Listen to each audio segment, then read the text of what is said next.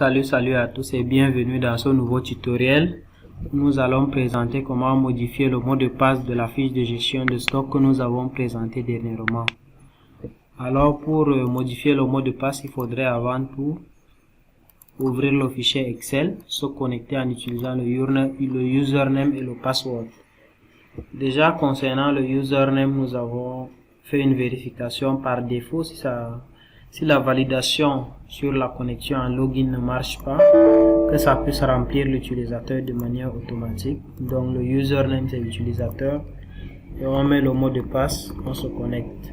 Voilà, la connexion a réussi. On arrive donc sur cette page. Alors une petite précision avant, si vous n'êtes toujours pas abonné à notre chaîne, bien vouloir vous abonner parce que cette chaîne vous accompagne dans des astuces informatiques, Excel, la programmation ainsi que l'informatique en général, donc ne manquez pas de vous abonner. Alors Excel n'étant pas un système de gestion de base de données, nous avons donc créé une autre feuille de calcul pour stocker les utilisateurs. Pour modifier le mot de passe, il faudrait donc afficher cette feuille de calcul en faisant un clic droit et en se rendant sur afficher ici. Voilà, on voit que la feuille basse était cachée. On peut cliquer sur OK pour afficher.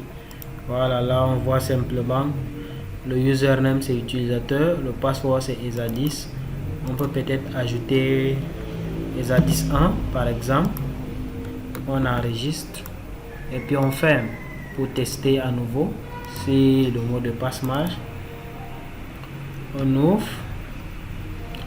Dans le souci d'être rapide, on valide toujours et puis on écrit ESA10 1.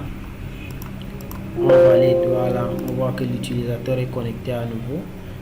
On peut donc masquer notre feuille à nouveau et puis simplement, voilà, c'est tout pour modifier le mot de passe. C'est aussi simple que ça.